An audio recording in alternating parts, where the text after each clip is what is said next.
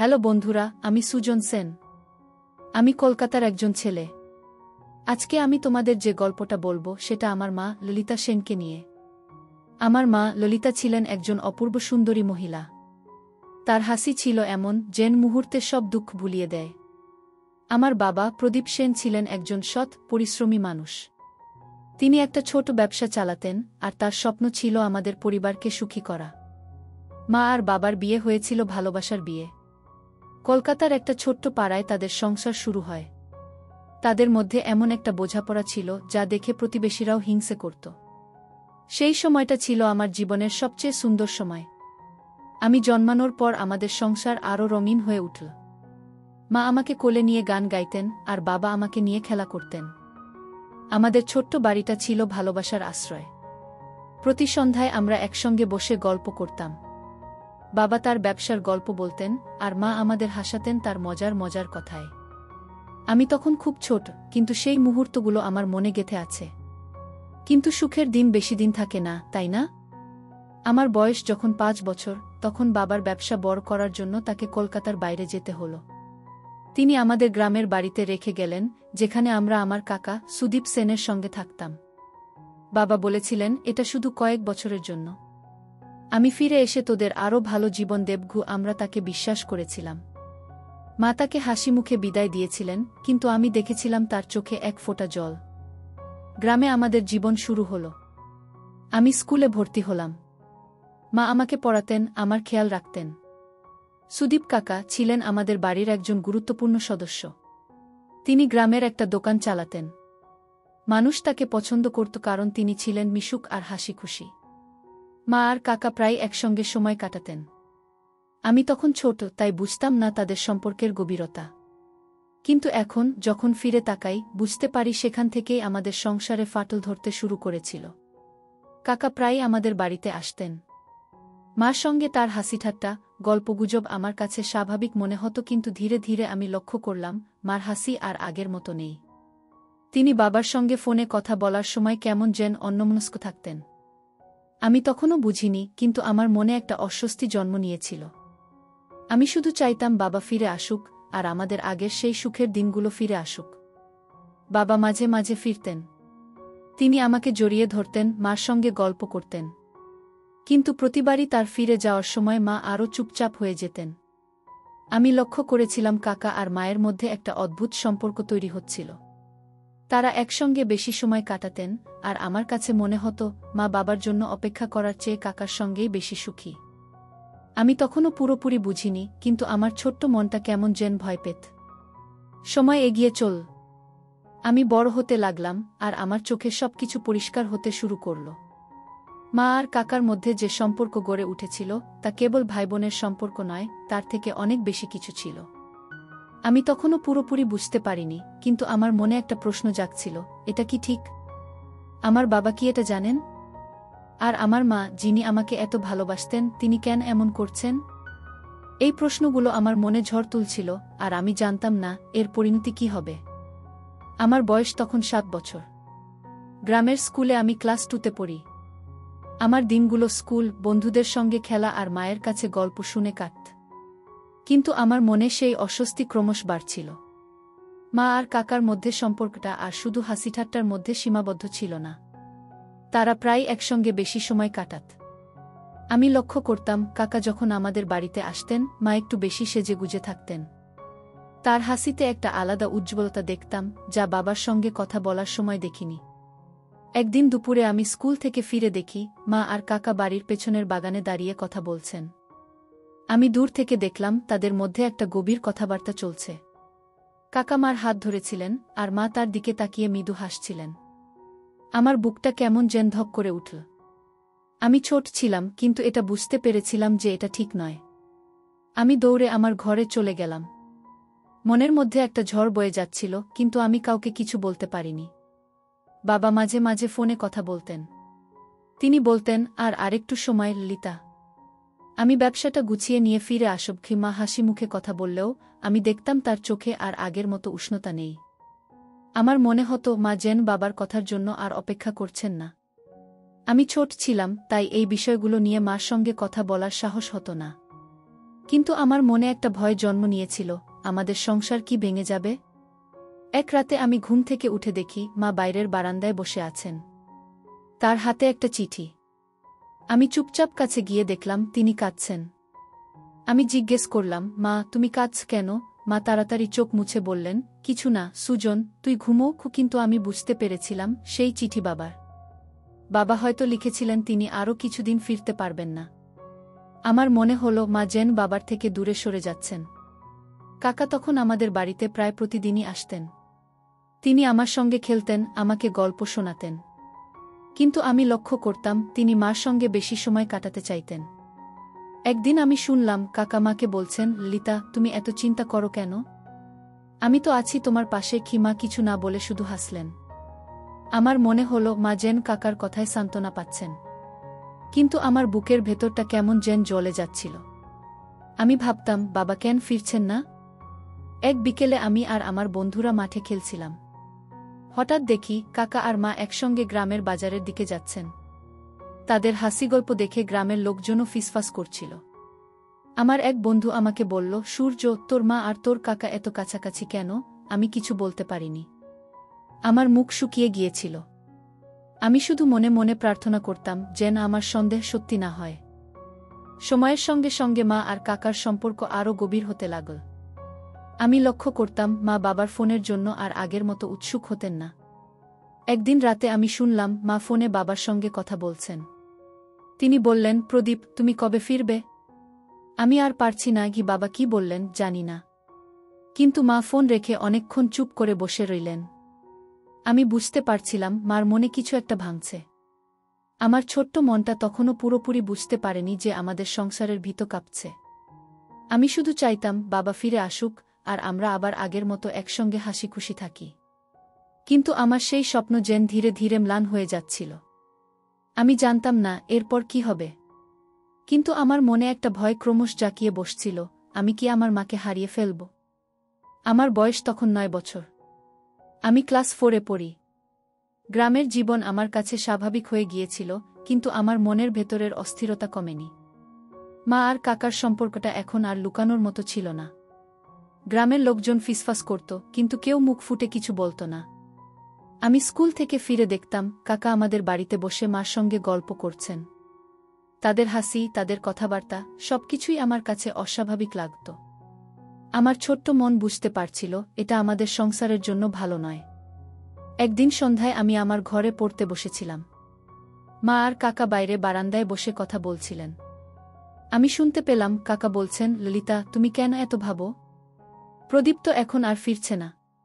তুমি তোমার জীবন নিয়ে ভাবো। মা কিছুক্ষণ চুপ করে থেকে বললেন, সুদীপ আমি জানি না কি ঠিক। আমার মনে শান্তি নেই আমার বুকটা কেঁপে উঠল। আমি বুঝলাম মা বাবার থেকে অনেক দূরে সরে গেছেন। আমি দৌড়ে বাইরে গিয়ে বললাম, মা তুমি বাবার সঙ্গে কথা বলো। উনি ফিরে আসবেন। মা আমার দিকে তাকিয়ে শুধু হাসলেন, কিন্তু সেই হাসিতে কোনো উষ্ণতা ছিল না। বাবা একবার গ্রামে ফিরলেন। আমি তাকে দেখে দৌড়ে গিয়ে জড়িয়ে ধরলাম। তিনি আমাকে কোলে তুলে বললেন, সুজন তুই এত বড় হয়ে গেছিস। কিন্তু আমি লক্ষ্য করলাম মা আর বাবার মধ্যে আগের মতো কথাবার্তা নেই। মা বাবার সঙ্গে কথা বলতেন, কিন্তু তার চোখ অন্যদিকে থাকত। বাবা যখন তার ব্যবসার গল্প বলতেন, মা শুধু মাথা নাড়তেন। আমি বুঝতে পারছিলাম আমাদের সংসারে সেই আগের সুখ আর নেই। বাবা 3 দিন থেকে আবার চলে গেলেন। আমি তাকে জিজ্ঞেস করলাম, বাবা তুমি কবে ফিরবে? তিনি বললেন, খুব শিগগির সুজন। কিন্তু আমার মনে হলো তিনি নিজেও জানেন না কবে ফিরবেন। এক রাতে আমি শুনলাম মা ফোনে কারো সঙ্গে তর্ক করছেন। আমি চুপচাপ কাছে গিয়ে শুনলাম। তিনি বলছিলেন, প্রদীপ তুমি কেন বুঝতে চাও না? আমি এখানে একা থাকতে পারি না। বাবা কি বললেন জানি না, কিন্তু মা ফোন রেখে কাঁদতে লাগলেন। আমি তার কাছে গিয়ে বললাম, মা তুমি কাঁদছ কেন? বাবা ফিরে আসবেন। মা আমাকে জড়িয়ে ধরে বললেন, সুজন তুই বড় হলে বুঝবি। আমি কিছু বুঝলাম না, কিন্তু আমার মনে হলো মা যেন বাবাকে আর চান না। কয়েক মাস পর একটা ঘটনা ঘটল যা আমার জীবন বদলে দিল। একদিন সকালে আমি স্কুল থেকে ফিরে দেখি মা আর কাকা বাড়িতে নেই। আমি প্রতিবেশীদের কাছে জানতে পারলাম তারা দুজনে শহরে গেছে। আমার মনটা খারাপ হয়ে গেল। আমি বুঝতে পারছিলাম মা আর কাকার সম্পর্ক এখন আর শুধু বন্ধুত্বের নয়। গ্রামের লোকজনের কথাবার্তায় আমি শুনলাম, তারা বলছে ললিতার আর সুদীপর এটা ঠিক হচ্ছে না। আদিলের সঙ্গে এমন করা উচিত নয় কি। আমি কিছু বলতে পারিনি, শুধু মনে মনে ভাবতাম আমার বাবা কেন এখনো ফিরছেন না। একদিন রাতে আমি শুনলাম মা আর কাকা বাড়ির পেছনে কথা বলছেন। কাকা বলছিলেন, ললিতা, তুমি আদিলের জন্য আর অপেক্ষা করো না। আমি তোমাকে সুখী করব। আমি আর শুনতে পারলাম না। আমি আমার ঘরে গিয়ে কাঁদতে লাগলাম। আমার মনে হচ্ছিল আমি আমার মাকে হারিয়ে ফেলেছি। আমি বাবাকে ফোন করতে চাইলাম, কিন্তু সাহস পেলাম না। আমি শুধু প্রার্থনা করতাম যেন আমাদের সংসার আবার আগের মতো হয়। কয়েকদিন পর বাবা ফিরলেন। এবার তিনি অনেক দিন থাকবেন বলে এসেছিলেন। আমি খুব খুশি হলাম। কিন্তু মা আর বাবার মধ্যে তখন আর কোনো কথা হতো না। একদিন রাতে আমি শুনলাম মা বাবাকে বলছেন, প্রদীপ, আমি আর পারছি না। আমি তোমাকে ডিভোর্স দিতে চাই। আমার পৃথিবীটা যেন থমকে গেল। আমি দৌড়ে তাদের কাছে গিয়ে বললাম, মা, তুমি এটা কি বলছো? আমরা তো একসঙ্গে থাকবি। মা আমার দিকে তাকিয়ে বললেন, সুজন, তুই বুঝবি না। বাবা চুপ করে বসে রইলেন। তার চোখে আমি শুধু ব্যথা দেখলাম। পরের দিন মা আমাকে বললেন, সুজন, আমি সুদীপর সঙ্গে থাকতে চাই। তুই তোর বাবার সঙ্গে থাকবি। আমার মনে হলো আমার পুরো পৃথিবী ভেঙে পড়ছে। আমি কাঁদতে কাঁদতে বললাম, মা, তুমি আমাকে ছেড়ে যাবে? মা আমাকে জড়িয়ে ধরে বললেন, তুই আমার কাছে সবসময় থাকবি, কিন্তু আমি এখন সুদীপর সঙ্গে নতুন জীবন শুরু করতে চাই। আমি কিছুই বলতে পারলাম না। আমার মনে হলো আমি আমার মাকে হারিয়ে ফেললাম। আমাদের সংসার, আমাদের সুখ সব শেষ হয়ে গেল। মা বাবাকে ডিভোর্স দিয়ে কাকার সঙ্গে চলে গেলেন। আমার বয়স তখন 10 বছর। আমি বাবার সঙ্গে কলকাতায় ফিরে এলাম। আমাদের গ্রামের সেই ছোট্ট বাড়ি, যেখানে আমার শৈশবের স্মৃতি জড়িয়ে ছিল, সেটা যেন চিরতরে হারিয়ে গেল। বাবা আমাকে একটা নতুন স্কুলে ভর্তি করলেন। তিনি চেষ্টা করতেন আমাকে সুখী রাখতে, কিন্তু তার চোখে সেই পুরনো হাসি আর ছিল না। আমি বুঝতাম মায়ের এই সিদ্ধান্ত তাকে ভেতর থেকে ভেঙে দিয়েছে। আমি মাঝে মাঝে মাকে ফোন করতাম, কিন্তু তিনি ব্যস্ত থাকতেন। তার কণ্ঠে আর আগের মতো মমতা পেতাম না। একদিন ফোনে বললেন, সুজন, আমি এখন সুদীপর সঙ্গে সুখে আছি। তুই তোর বাবার সঙ্গে ভালো থাক। আমি কিছু বলতে পারিনি। আমার বুকের ভেতরটা জ্বলে যাচ্ছিল। আমার মা, যিনি আমাকে কোলে নিয়ে গান গাইতেন, তিনি যেন এখন একজন অপরিচিত মানুষ। আমি বাবার কাছে জিজ্ঞেস করলাম, বাবা, মা কেন আমাদের ছেড়ে গেলেন? বাবা শুধু বললেন, সুজন, কখনো কখনো মানুষ ভুল পথ বেছে নেয়। কলকাতায় আমার নতুন জীবন শুরু হলো। বাবা দিনরাত কাজ করতেন। আমি স্কুলে যেতাম, পড়াশোনায় মন দিতাম। কিন্তু আমার মনের কোণে মায়ের স্মৃতি বারবার ফিরে আসত। আমি ভাবতাম, মা কি সত্যিই কাকার সঙ্গে সুখী? আমি শুনেছিলাম মা আর কাকা গ্রামে একসঙ্গে থাকছেন। গ্রামের লোকজন তাদের নিয়ে কথা বলতো, কিন্তু আমি আর সেসব শুনতে চাইতাম না। আমি শুধু চাইতাম মা একদিন ফিরে আসুক, আমাকে জড়িয়ে ধরুক। কয়েক মাস পর একটা খবর পেলাম। গ্রামের এক প্রতিবেশী ফোন করে বাবাকে বললেন, মা আর কাকার মধ্যে ঝগড়া শুরু হয়েছে। আমি বাবার পাশে বসে সব শুনলাম।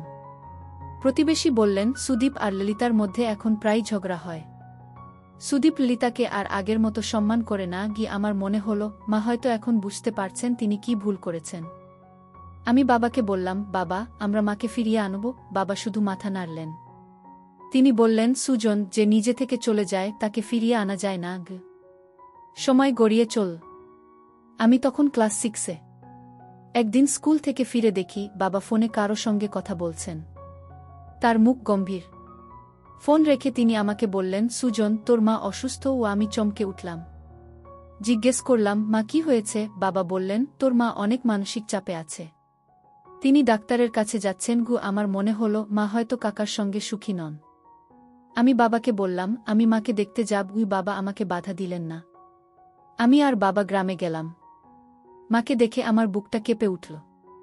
তিনি আর আগের মতো নেই। তার চোখে ক্লান্তি, মুখে হাসি নেই। আমি তাকে জড়িয়ে ধরে বললাম, মা, তুমি আমাদের সঙ্গে ফিরে চলো। মা শুধু আমার মাথায় হাত বুলিয়ে বললেন, সুজন, আমি এখন এখানেই থাকব। কাকা আমাদের সঙ্গে কথা বললেন, কিন্তু তার কথায় কোনো উষ্ণতা ছিল না। আমি বুঝলাম মা আর কাকার সম্পর্কে সেই পুরনো ভালোবাসা নেই। মা যেন নিজের ভুলের জন্য শাস্তি পাচ্ছেন। আমরা কলকাতায় ফিরে এলাম। আমি মাঝে মাঝে মাকে ফোন করতাম, কিন্তু তিনি ক্রমশ কম কথা বলতেন। একদিন গ্রাম থেকে খবর এল মা গুরুতর অসুস্থ। তার মানসিক অবস্থা এতটাই খারাপ হয়েছে যে তিনি ডাক্তারের কাছে নিয়মিত যাচ্ছেন। আমি বাবাকে বললাম, আমরা মাকে নিয়ে আসি, কিন্তু বাবা বললেন, সুজন, তোর মা নিজের পথ বেছে নিয়েছেন। আমরা এখন শুধু দূর থেকে দেখতে পারি। আমার মনে হলো মা যেন ধীরে ধীরে হারিয়ে যাচ্ছেন। আমার মনের ভেতর একটা যন্ত্রণা জমে উঠছিল। আমি ভাবতাম মা কেন এমন পথ বেছে নিলেন। আমাদের সেই সুখের সংসার যেখানে আমরা একসঙ্গে হাসতাম, সেটা কেন ভেঙে গেল? আমি বাবার কাছে সান্ত্বনা খুঁজতাম, কিন্তু তিনিও যেন নিজের দুঃখে ডুবেছিলেন। আমি শুধু প্রার্থনা করতাম মা যেন সুস্থ হয়ে ওঠেন। কিন্তু আমার মনে একটা ভয় জেগে উঠছিল। আমি কি মাকে চিরতরে হারিয়ে ফেলব? আমার বয়স তখন 12 বছর। আমি আর আমার বাবা কলকাতায় ছোট একটা সংসার নিয়ে বেঁচেছিলাম। মায়ের কথা মনে পড়লেই আমার বুকের ভেতরটা মুচড়ে উঠত। গ্রাম থেকে মাঝে মাঝে খবর আসতো মায়ের মানসিক অবস্থা আরও খারাপ হচ্ছে। কাকার সাথে তার সম্পর্কের এখন শুধু ঝগড়া আর অশান্তি। আমি ফোনে মার সাথে কথা বলার চেষ্টা করতাম, কিন্তু তিনি কথা বলতে চাইতেন না। তার কণ্ঠে ক্লান্তি আর হতাশা ছাড়া আর কিছুই পেতাম না। আমি বুঝতে পারছিলাম মা যেন তার ভুলের জালে আটকে গেছেন। একদিন সকালে গ্রাম থেকে এক প্রতিবেশী ফোন করলেন। তিনি বললেন, সুজন, তোর মা আরও অসুস্থ হয়ে পড়েছেন। তিনি কারো সঙ্গে ঠিকমতো কথা বলেন না। আমি বাবাকে বললাম, বাবা, মাকে দেখতে যেতে হবে। বাবা অনেকক্ষণ চুপ করে থেকে বললেন, ঠিক আছে সুজন, আমরা যাব। আমরা গ্রামে পৌঁছালাম। মাকে দেখে আমার চোখে জল চলে এলো। তিনি আর সেই আগের ললিতা সেন নেই। তার চোখ ফাঁকা, মুখে কোনো হাসি নেই। আমি তাকে জড়িয়ে ধরে বললাম, মা, তুমি আমাদের সঙ্গে চলো। কিন্তু মা শুধু আমার দিকে তাকিয়ে একটু হাসলেন। মা আর কাকার মাঝে কোনো সম্পর্ক ছিল না বললেই চলে। কাকা মাকে অবহেলা করতেন। আমি শুনেছিলাম তিনি মাকে দোষারোপ করতেন, এমনকি তার সঙ্গে কটূর ব্যবহার করতেন। মা যেন নিজের ভুলের শাস্তি পাচ্ছিলেন। আমি বাবাকে বললাম, বাবা, মাকে আমরা নিয়ে যাই। কিন্তু বাবা বললেন, সুজন, তোর মা নিজের পথ বেছে নিয়েছেন। আমরা তাকে জোর করে ফিরিয়ে আনতে পারি না। আমার মন ভেঙে গেল। আমি শুধু চাইতাম মা আবার আমাদের কাছে ফিরে আসুক। কয়েকদিন পর একটা ভয়ঙ্কর খবর এল। মা গুরুতর অসুস্থ হয়ে হাসপাতালে ভর্তি। তার মানসিক অবস্থা এতটাই খারাপ হয়েছিল যে তিনি কখনো কখনো নিজের সঙ্গে কথা বলতেন। আমি আর বাবা হাসপাতালে গেলাম। মাকে দেখে আমার হৃদয় ভেঙে গেল। তিনি আমাকে দেখে শুধু বললেন, সুজন, আমি ভুল করেছি, আমাকে মাফ করে দিস। আমি কাঁদতে কাঁদতে বললাম, মা, তুমি সুস্থ হয়ে ওঠো, আমরা আবার একসঙ্গে থাকব। কিন্তু মার চোখে আমি একটা শূন্যতা দেখলাম, যেন তিনি জানতেন তার সময় ফুরিয়ে আসছে। এক বিকেলে আমরা আরেকটা ভয়ঙ্কর খবর পেলাম। মা হাসপাতাল থেকে বেরিয়ে গিয়েছিলেন। কেউ জানে না কিভাবে, কিন্তু তিনি গ্রামের রাস্তায় ঘুরছিলেন। সেদিন একটা গাড়ি দুর্ঘটনায় মা আর বেঁচে নেই।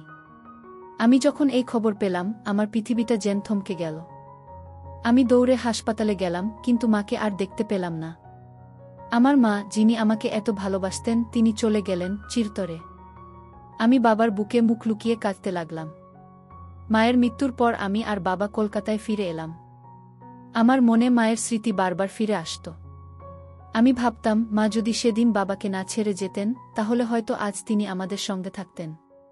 কাকার সঙ্গে তার জীবন শুধু দুঃখ আর যন্ত্রণাই এনেছিল। আমি বুঝতে পারলাম, মা তার ভুলের জন্য জীবন দিয়ে মাসুল দিয়েছেন। আমার মনে একটা শিক্ষা গেঁথে গেল, পাপ কখনো কাউকে ছাড় দেয় না। বছরগুলো গড়িয়ে গেল। আমি বড় হলাম, কিন্তু মায়ের সেই হাসি, তার সেই মমতা আমার মনে রয়ে গেল। আমি আর বাবা একে অপরের সঙ্গে থেকে জীবন চালিয়ে গেলাম। কিন্তু আমাদের সেই পুরনো সুখের সংসার আর ফিরে এল না। মায়ের জীবন আমাকে শিখিয়েছে, একটা ভুল সিদ্ধান্ত কিভাবে একটা পুরো পরিবারকে ধ্বংস করে দিতে পারে। আমি প্রতিজ্ঞা করলাম, আমি কখনো এমন পথ বেছে নেব না, যা আমার প্রিয়জনদের কষ্ট দেবে। আজ আমি তোমাদের এই গল্প বললাম, কারণ আমি চাই না কেউ আমার মায়ের মতো ভুল করুক। ভালোবাসা, বিশ্বাস আর সততা, এই জিনিসগুলোই একটা সংসারকে টিকিয়ে রাখে। মা তার মোহের জন্য সব হারিয়েছেন। তার জীবন আমাদের শেখায়, সৃষ্টিকর্তা কখনো কখনো এই দুনিয়াতেই পাপের শাস্তি দিয়ে দেন। আমি আমার মাকে হারিয়েছি, কিন্তু তার এই শিক্ষা আমার সঙ্গে চিরকাল থাকবে। বন্ধুরা, ভিডিওটি ভালো লাগলে লাইক, কমেন্ট, শেয়ার এবং সাবস্ক্রাইব করে আমাকে সাপোর্ট করবেন। ভিডিওটি দেখার জন্য সবাইকে ধন্যবাদ।